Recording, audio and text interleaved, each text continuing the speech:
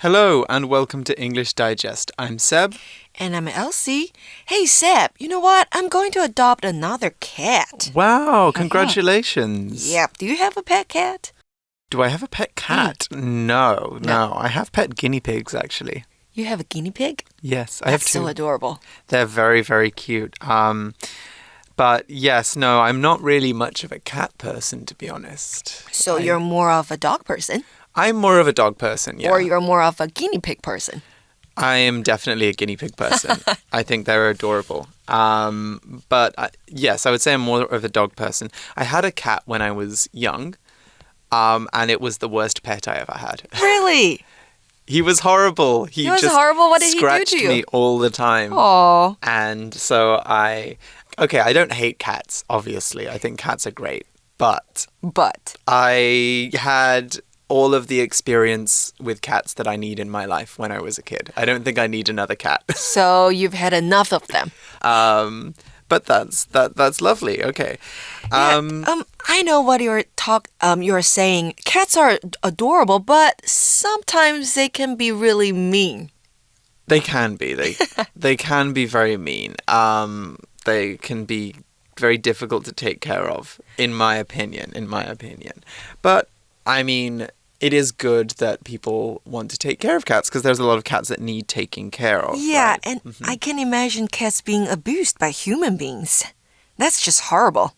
Right. Yeah, no, that is very true.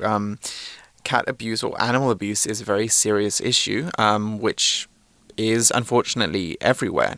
In some places more than others, but it is a very serious issue. And there's never any excuse for animal abuse. Unfortunately, it is what we're going to be talking about in our first translation exercise of the day. So, are you ready, Elsie? Mm-hmm. Okay, so our first sentence is, a recent cat abuse video on the internet has sparked public anger. Oh, that sounds horrible. Right. Yeah, so what we're saying here is that people saw a video of someone doing something horrible to a cat online. Have you seen this video, or do you know what this translation is about? I haven't seen the video, and I don't think I would want to see it. Yeah. Whenever I hear about an animal abuse video that's going around, I don't normally watch it. I don't want to see animals get hurt. Like, I want to work to stop animal abuse, of course, and support that. But I don't think I need to see animals get abused. Me neither. For me, it makes me upset. Yes. 那最近呢，在网络上的一支虐猫影片激起了公愤，是我们要翻译的句子。那时态呢，我们要用现在完成式描述持续到今天的状态，因为是最近，好，从过去开始发生到现在的事情。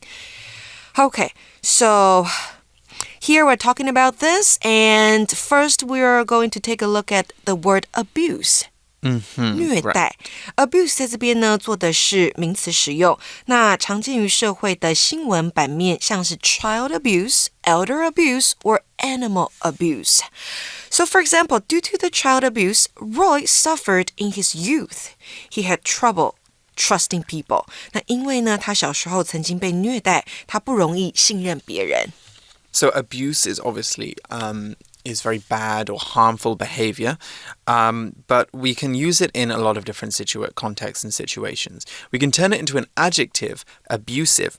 So abusive is behavior or a situation that is harmful to someone. So we could talk about an abusive relationship, for example. It's just any kind of relationship which is very bad and very hurtful to one or both people.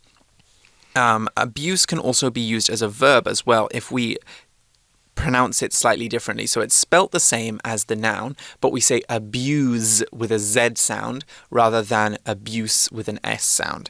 So when we abuse something, we treat it very poorly. So we could talk about someone abusing a cat in the video. That is another way of saying what we've got in the translation. But we could also abuse something by misusing it or using it poorly. So, for example, Rebecca abused my trust. I told her a secret and she told everybody in my class. So I trusted her and then she spilt the beans. We could also say that someone abused their prescription drugs and became addicted to them. So here we're saying that they're misusing their prescription drugs, their medicine. They're taking it in the wrong way, and that causes them harm. They become addicted. So abuse can be used in lots of different ways. OK， 再来我们要说到的是激起。好，我们可以用动词 spark 表示呢使产生某种情绪或是状态。那除了愤怒情绪之外呢 ，spark 也可以常接像是 hope、curiosity。interest 或是 imagination 这样子正面的字哈。那本句的 spark 也可以用 arouse、trigger、provoke 或是 stir up 来替换。For example, the beauty of Emily Dickinson's poetry stirred up wild daydreams in Diana's head. 代表呢 Emily Dickinson 的诗作，它的优美让戴安娜在脑中激起狂野的幻想。Exactly. So similar words that we could use for talking about responses might also include ignite. So ignite ignite, trigger, force, and invite are the ones I want to talk about. Now, ignite, trigger, and force, I think, tend to be used in a bit more of a negative context. So when you ignite something, you start a flame, or normally start a fire. So ignite comes from ignition. You know, when you turn on your bike or your car, you start your car and you make the engine start moving, you're igniting it. You're starting the ignition. And so when you ignite something, you cause a reaction. So we might use ignite with something like an outcry, ignited an outcry, or ignited outrage. It is causing a very dramatic or a very violent response, or a very big response to something, normally because people are angry, but I think normally it's a very sudden thing, right? It's a very immediate reaction. So we don't have a slow igniting.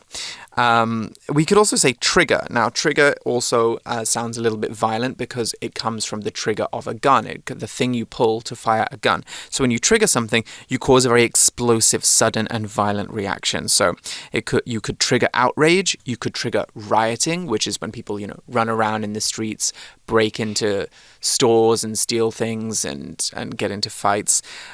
Or you could trigger protests when, people march down the street to talk about something that they don't like or they're unhappy with. A different one is invite. Now, invite is also causing a response, but it's more encouraging people to think about something in a certain way, or encouraging people to consider something. It's more optional, it's softer, it sounds more positive. So we could say the beauty of Emily Dickinson's poetry invited wild daydreams in Diana's head, or invited Diana to think of wild images. So there, obviously, it's very different. It's softer. It's a different kind of reaction. So we were talking about igniting, triggering, sparking public anger and public outrage, weren't we? 没错，我们这边呢 spark 的东西，那个受词是公愤，好，就是公众的愤怒，所以呢，我们可以用public anger 或者是 public outrage. Right, exactly. Another word we could use is discontent.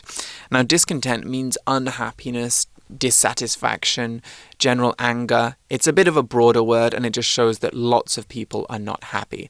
I feel like discontent is normally used for larger groups of people. You can use it for a single person, but it's generally used to describe the general feeling of a population or of a lot of people who have experienced something. So we could say, it's a bit softer though, actually. I was going to say we could use it in this sentence, but I don't think we could say a recent cat abuse video has sparked discontent, because it sounds like people are fed up or a bit annoyed that people are abusing cats. And abusing cats is something which would make you really angry, right? It's something that's really bad. So discontent might be, raising taxes, or bad traffic might make you have a feeling of discontent or not liking your boss. Something really bad like animal abuse will make you angered or outraged, or it might cause a backlash. Now, a backlash is a sudden and angry response to something bad. Okay. Yeah. Now moving on to our sentence 2. What is it, Seb? So our second sentence is many people were shocked by the behavior of those who take pleasure in abusing animals. Right, so basically we're saying here that people are shocked that others would behave in such a way toward animals. Okay, so I think when people don't have much education about animals, they might just see them as, work animals or tools that help them do things, or they might see them as pests, and so they don't think about how the animals experience something. So they might be more abusive to them or more aggressive to them than we would think is okay. So there's a lack of education. That's definitely one problem. I think another cause for animal abuse is what we can call the commercialization of pets. So having an industry of selling and buying pets, like a lot of people farm cats or farm dogs, like breed a lot of cats and dogs so they can sell them for money. And when everybody is buying cats without thinking about what it's like to have a cat for 8 years, how to take care of an animal for a long time, some of them are not really ready for the commitment of having a pet, and they might not take the job seriously. And if you don't take your job as a pet owner seriously, that can be quite abusive to the animal, right? You need to take good care of them. So that, I think, is another thing that might be a cause behind this video. Anyway, let's take a look at this sentence. They're shocked that people would behave in such ways toward animals. So what is the tense for this? 那这边呢，我们要翻译的中文是许多人对那些以虐待动物为乐的人的行为感到震惊。那时态我们要用过去式描述过去发生的事情。So we're going to use past tense. 那再来呢，使震惊我们可以译作 shock 或是 horrify。其中呢 shock 有以下几种常见的用法，像是第一个 something shocks somebody， 或者是被动语态 somebody's shocked by something。那第二种It shocks somebody to 加上原形动词，或者是接上 that 加上子句。像是呢，我们可以说 It shocked Harry to see his friend speak to his parents with such disrespect。看到他的朋友对他的父母说话如此不尊重，让哈利很震惊。Another word that we could use here is appalled, A-P-P-A-L-L-E-D. So when you are appalled by something, and we almost always use this in the passive tense, so I was appalled by, she was appalled by. When you're appalled by something, you think it is terrible in a way that just makes you sick, that makes you so angry or so upset. So it's shocking in a really, really bad way. I think appalled is actually a very good word to use in this context. We could say people were appalled by a video of a cat being abused, because cat abuse is obviously something very upsetting. It's very shocking, and you would be very angry at somebody if you saw them abusing an animal, right? You would not think that that's okay. So we could say appalled. Now, we don't use this word that frequently because it's such a bad word. It's only used in such bad situations. So you wouldn't say, I was appalled by the exam we had in school today, because it's unlikely that any exam could be that bad that it makes you feel this way. But let's say you invite your friend over to your house and they swear at your mother and break a bunch of things in your house and just leave a huge mess. You could say, I was appalled by my friend's behavior at my house yesterday. I was shocked that they would think that it's okay to behave in that way. So it's used for something shocking. For something shocking and very, very bad. Disturbing way. Right. Now, I think one thing we need to talk about with this sentence is the grammar structure, those who, because that's a little bit of a tricky one, isn't it? Right. 那些如何如何的人，我们可以用 those who 或是 people who 加上复数动词，或者是呢 whoever。Anyone who 加上单数动词，两种呢皆可以用来泛指有同一个特征或是行为的人。那因为本句的主词是 many people， 为了避免用字上面的重复，我们可以将后面改为 those who。Those who. 好，给同学们一个例句咯。Those who forget history are doomed to repeat it. 代表那些忘记历史的人，注定会让它重演。那接下来呢，我们还看到以点点点为乐。我们说那些人呢，以虐待动物为乐，可以译作 take pleasure in something 或是 delight in。像是呢 Dustin takes pleasure in simple things like a good book or the smell of rain. Dustin 以小事情为乐，例如一本好书或是雨的气味。Yes, and we could say similarly that Dustin delights in simple things like a good book or the smell of rain. So some similar words that we can use to the way this is used, take pleasure, is used in the sentence is the adverb willfully. Now, willfully, the actual meaning of it is quite different from takes pleasure, but it does work in the sentence because to do something willfully means to do it wantingly or to do it without being forced, to do it because you want to do it. So will here doesn't mean the future tense. It means you're wanting to do something, your own motivation, your will. So when you do something willfully, you do it voluntarily. If you willfully go against someone's orders, it means somebody tells you what to do and then you deliberately don't do that thing or you deliberately do the opposite. If you willfully talk while the teacher is talking in class, then even when the teacher is telling you to be quiet and saying you have detention and telling you to stop talking, you carry on talking. So you willfully continue to talk.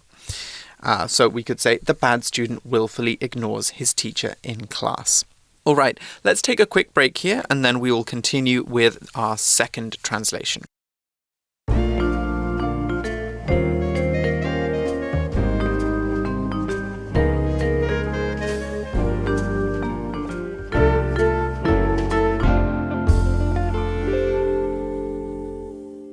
All right, so in our second translation, we are going to be talking about work-life balance. Okay, so do you think, Elsie, do you think you have a good work-life balance? I think now I do have a good work-life balance. I used to work long hours, but now I know I need to leave some time for myself. So I would schedule my work and try to finish what I need to do on time. And then I can use the rest of the time maybe going to the gym or listening to music or playing with my cat. Okay, yeah. I think good time planning is a very good skill to have. How's yours? So how do you spend your leisure time if you have any?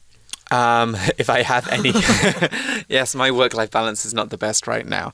But I mostly like to spend my leisure time dancing and training. So I do a lot of fitness training, but not so much in the gym. I like to do Outdoor? exercises that are about using your body. So kind of like gymnastics and kind of like different kinds of yoga, things like that.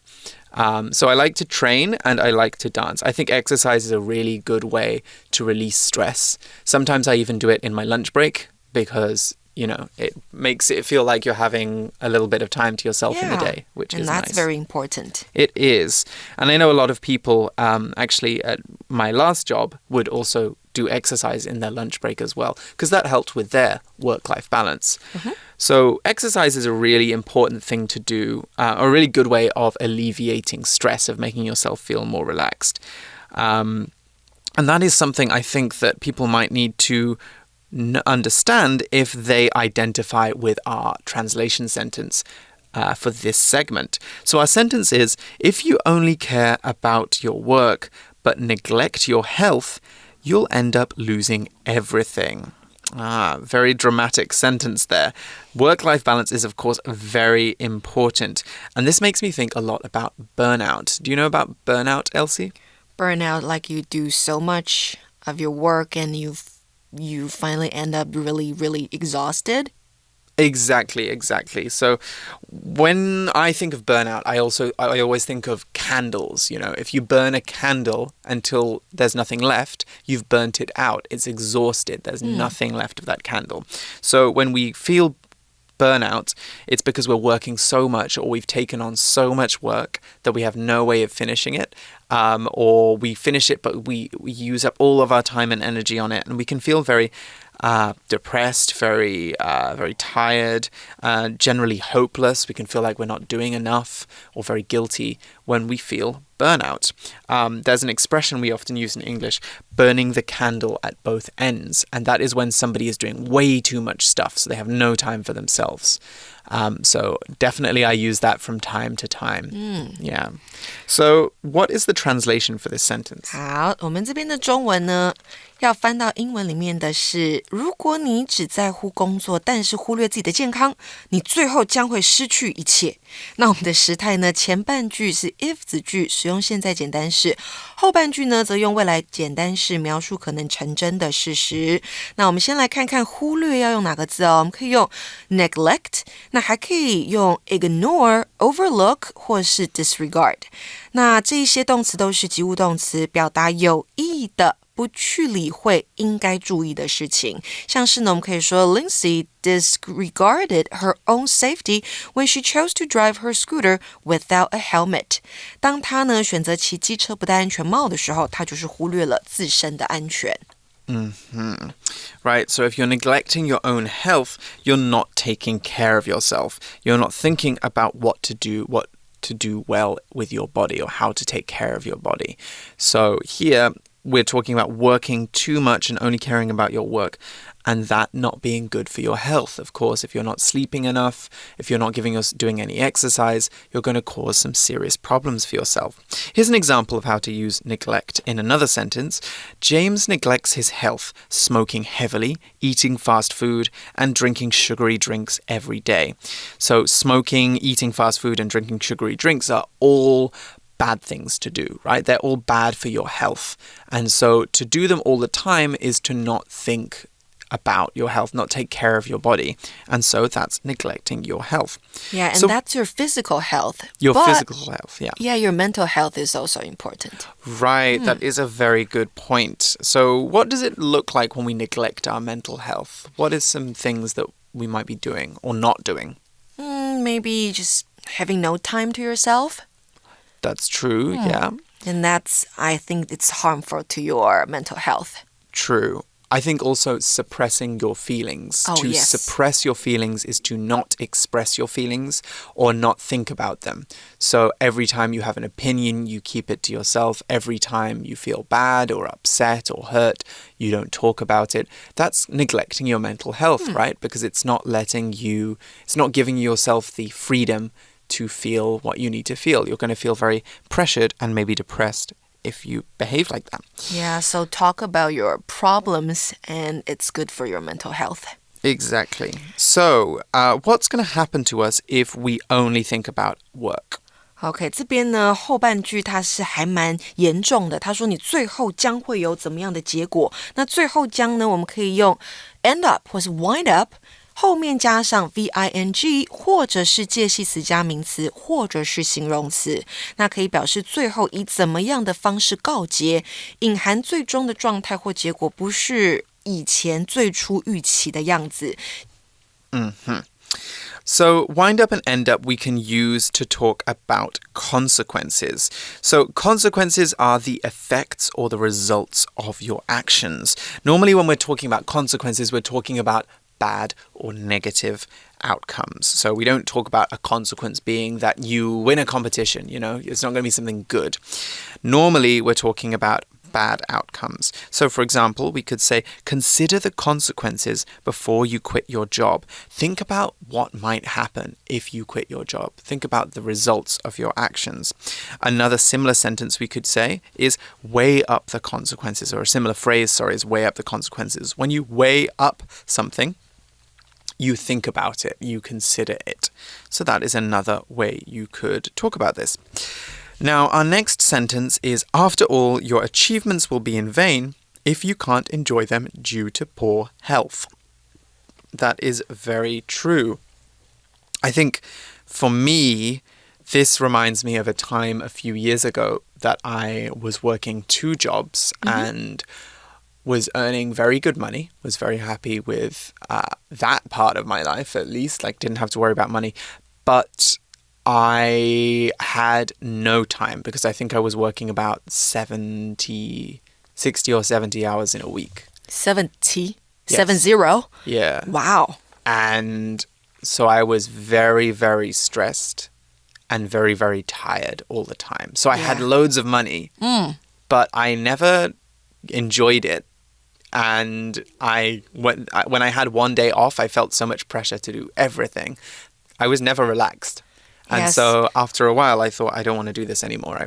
I would rather live more simply and have more time to myself, be happier. Yeah, I think same thing happened to me too. So like we said, money can't buy happiness and also money can't buy health. It right? can't, no. Earning more money doesn't necessarily just make you a healthier person, especially if you're neglecting your health to get that money. Right.